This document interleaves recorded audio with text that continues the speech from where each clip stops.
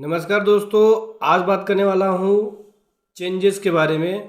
नया जो Excel utility आया है एनेक्सर बी का। पहले आप एक्सेल में एनेक्सर बी बनाते थे, अब गवर्नमेंट ने एक अलग से सेपरेट यूटिलिटी दे दी है जीएसटी रिफंड के केस में कि आपको एक सेपरेट एनेक्सर बी की यूटिलिटी बनानी होगी। तो आज की वीडियो में बताऊंगा कि कैसे आप एनेक्सर बी की यूटिलिटी को प्रिपेयर करेंगे रिफंड फाइलिंग के लिए और क्या चेंज आ गया है रिफंड के अंदर, वो भी मैं आपको बता देता हूँ।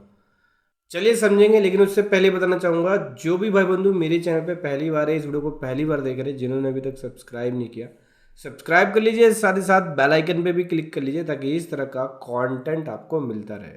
सो दोस्तों, आपको सर्विस में जाना है, यहाँ से रिफंड में जाना है और सेव एप्लीकेशन पे जाना है। मैंने यहाँ पे ड्राफ्ट सेव किया हुआ है और आपको बता दूँ क्या चेंज है, देख सकते हैं। पहले हमें स्टेटमेंट 1 प्रिपेयर करना पड़ता था, अब हमें एनेक्सर बी भी प्रिपेयर करना पड़ेगा। ठीक है, स्टेटमेंट 1 ए करते थे, अब एनेक्सर बी भी करना पड़ेगा। ठीक है, स्टेटमेंट 1 ए में तो पसीने छूट जाते थे लोगों को, मैं बताऊं बहुत ही ज़्यादा टाइम कंज्यूमिंग था, बहुत सारे एरर आते थे, प्रिपेयर ही नहीं होता था जल्दी। अभी भी नेक्स्ट स्टेटमेंट 1 ए के अंदर लोग जब प्रिपेयर करते हैं तो बहुत सारी प्रॉब्लम फेस करनी पड़ती है, सही से प्रिपेयर ही नहीं हो पाता। उसके बाद अब दूसरा आ गया एनेक्सर बी। इसको प्रिपेयर करते करते और पसीने छूट जाते हैं, क्योंकि एनेक्सर बी जितना देखने में सिंपल लग रहा है उतना है नहीं। बहुत सारी वर्किंग इसमें ऐसी है जो करनी पड़ती है और जिसको प्रॉपर नॉलेज नहीं है वो नहीं कर पाता इसको। मैं बता दूं एनेक्सर बी में क्या क्या डिटेल जाएगी। सबसे पहले तो जीएसटी नंबर, फिर रिटर्न पीरियड, और फिर मतलब कब से आप रिफंड फाइल कर रहे हो, कब से कब तक का, फ्रॉम और टू तक, टू की डिटेल देनी पड़ेगी। फिर यहाँ सीरियल नंबर आ गया, फिर यहाँ से इन्वॉइस सेलेक्ट करना पड़ेगा कि इन्वॉइस आपका क्या है, इंपोर्ट ऑफ गुड्स है या इन्वॉइस फ्रॉम रजिस्टर्ड पर्सन से है, तो वो आपको देना पड़ेगा। Invert supply from registered person, तो अपने अकॉर्डिंग आपको सेलेक्ट कर लेना होगा। फिर टाइप ऑफ डॉक्यूमेंट में इन्वॉइस है, डेबिट नोट है, क्रेडिट नोट है, वो सेलेक्ट करोगे। फिर जीएसटी नंबर, सप्लायर का name, bill number, date, port code. अगर इंपोर्ट ऑफ गुड्स है तो पोर्ट कोड देना है, इंपोर्ट ऑफ गुड्स नहीं है तो पोर्ट कोड नहीं देना है, ऑटोमेटिक हाइड हो जाएगा जब आप सिलेक्शन करोगे तो। फिर टैक्सेबल वैल्यू, वैल्यू के अंदर टैक्सेबल वैल्यू जाएगा। लोग ये ना समझ लें कि भाई इनवॉइस वैल्यू, नहीं, टैक्सेबल वैल्यू देना होगा।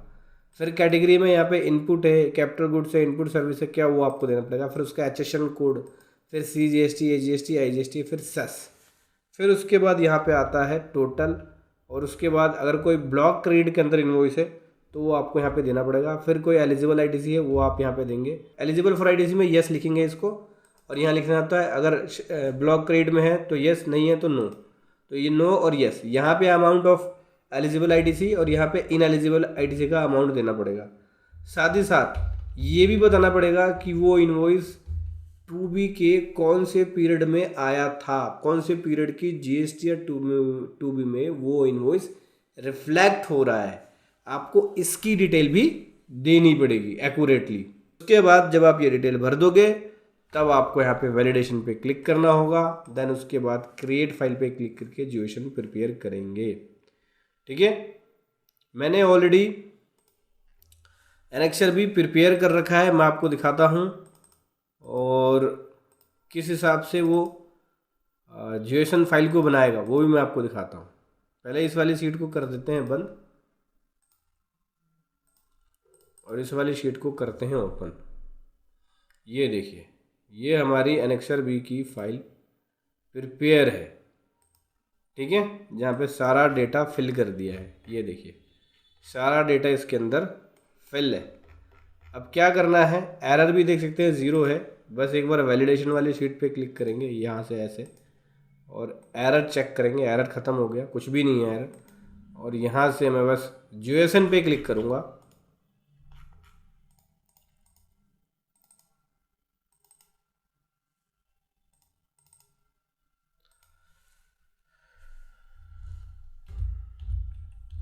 ये एनेक्सर बी लिख दिया बस मैंने इसको। देखिए बोल रहा है कि जीएसटी फाइल प्रिपेयर हो गई आपकी, ये रही जीएसटी फाइल। ठीक है, तो बड़े ही बारीकी से आपको भरना होगा, जैसे जैसे मैंने भर रखा है, जैसे मैंने आपको बताया। और रिफंड का काम जो है ना हर कोई नहीं कर सकता, एक प्रोफेशनल वर्किंग है। इसमें डॉक्यूमेंट भी ऐसे होते हैं कि आप अगर डॉक्यूमेंट सही नहीं लगाओगे तो रिजेक्ट हो जाएगा। फिर उसके बाद रिफंड जब फाइल करोगे तो नोटिस भी आएगा, नोटिस का फिर रिप्लाई भी देना पड़ेगा। तो मैं यही कहूँगा किसी सीए से काम कराइए या किसी प्रोफेशनल से काम कराइए रिफंड के लिए। आप चाहे तो हमारी पेड प्रोफेशनल सर्विसेज भी ले सकते हैं रिफंड फाइलिंग के लिए, जिसका लिंक वीडियो के डिस्क्रिप्शन में मिल जाएगा। ठीक है, अभी मैं आपको बता दूं, यहाँ पे देख सकते हैं चेंजेस क्या है। सबसे पहले तो आपका डिटेल स्टेटमेंट 1 से उठाएगा, उसके अकॉर्डिंग कंप्यूटेशन जो है वो उठाएगा।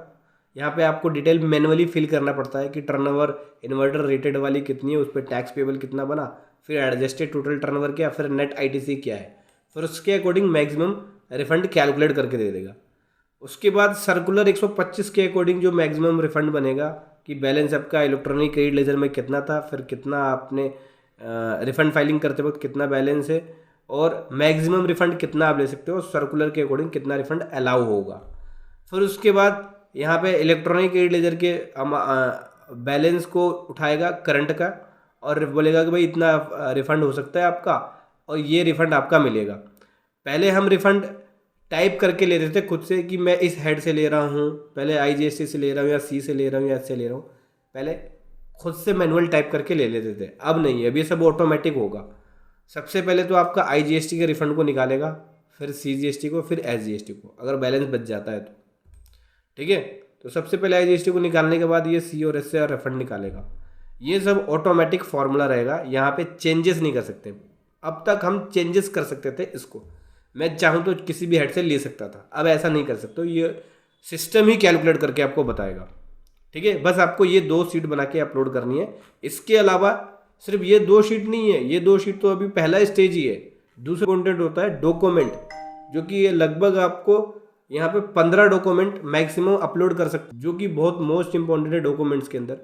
डॉक्यूमेंट्स में आपको डिक्लेरेशन देनी होती है, एनेक्सर B है, स्टेटमेंट 1 है, सेल रजिस्टर है, परचेज रजिस्टर है, ITC रजिस्टर है, 2B है, कंप्यूटेशन है, डिक्लेरेशन है, CA सर्टिफिकेट है। ये सब डॉक्यूमेंट्स अपलोड करना होता है। बिना CA सर्टिफिकेट के आप रिफंड नहीं ले पाएंगे, तो CA सर्टिफिकेट भी आपको अपलोड करना पड़ेगा। समझ गए दोस्तों, इस प्रकार से आपको एनेक्सर B प्रिपेयर करना है और रिफंड फाइलिंग करनी है। वीडियो कैसी लगी जरूर बताएं। Thank you so much. जय हिंद, वंदे मातरम।